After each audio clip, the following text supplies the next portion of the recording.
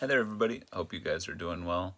As you will remember, we are going through the book of Joshua, and now in chapter 3 of the book of Joshua, we see the people of Israel cross over the Jordan River. And it's pretty interesting because at this point in biblical history, what we've seen is God rescued the Israelites after they were in captivity in Egypt. He brought them out with his mighty hand.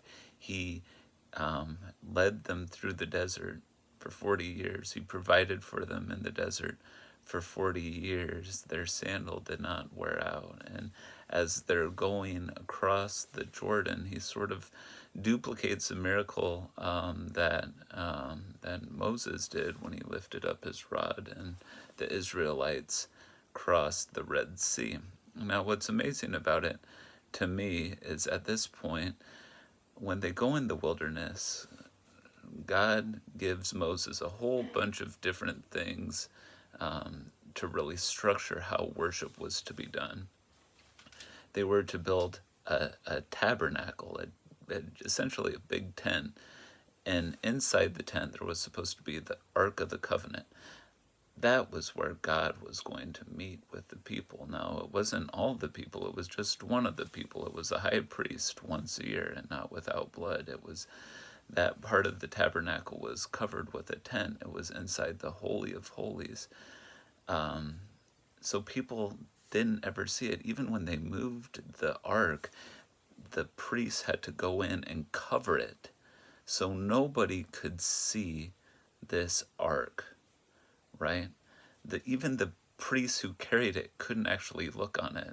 Aaron and his sons had to go in and they had to cover it up and direct how the whole thing operated, and then these people who would carry it would pick it up. Now, the amazing thing is, to me, in chapter 3, as we're looking at this, after we've heard so much about it, do not go near the tabernacle. You know, it's funny because even the Israelites, they couldn't even camp directly near the tabernacle. The Levites had to camp closest to the tabernacle. What I think is just so beautiful as we look in chapter 3 as they're preparing to go across the Jordan River is God tells Joshua, I want you to take out that Ark of the Covenant, and I want you to have the priests carry it. And I want it to go out in front.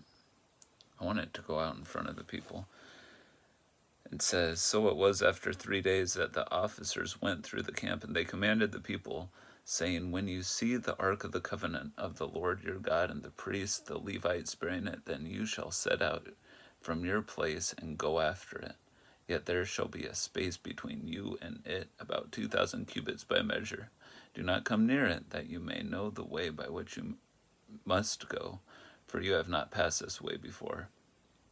And Joshua said to the people, sanctify yourselves, for tomorrow the Lord will do wonders among you. Now, the beautiful thing, I think, to me, is here is God who made it clear in the book of Numbers and Leviticus that we weren't supposed to just worship him in any specific way. He wanted us to worship him the way that he wanted us to. It was through sacrifice. It was an image of what Jesus would do. He didn't want us to approach willy-nilly. He wanted us to approach him as he wanted it. It's ultimately our high priest is Christ. And the amazing thing, all of that is pictures of Christ, right? And the amazing thing is here, after just emphasizing the worship is supposed to be this way, you can't just come in any way that you want. The amazing thing is that here he is, after he's established it, he himself goes out. And I think that too is a beautiful picture of Christ.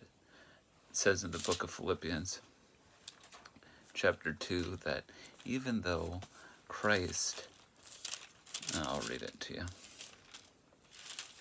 because it's beautiful.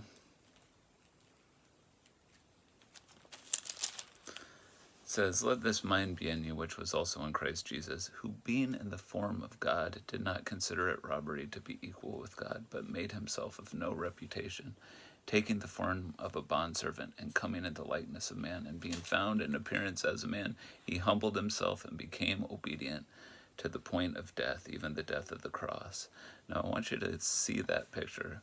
Christ was in the form of God, yet he did not consider it something to be held on to, but he left that. He took the form of a man. He got himself right in the midst of our struggles, our difficulties, and it's just an absolutely beautiful thing, isn't it? He humbled himself. He became obedient, even to the point of death, even the death of the cross. He got in the midst of our troubles. He left that holy place, and he humbled himself for us. So that's what I find so encouraging. God left the holy place.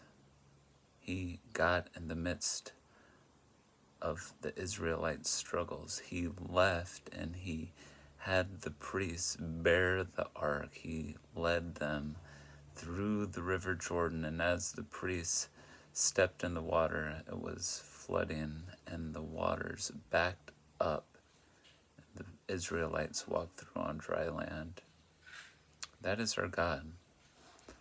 God is not content with dwelling in the holy place. He wants to get involved in our struggles and our difficulties. He did it in Christ, and he's willing to do it in our lives now.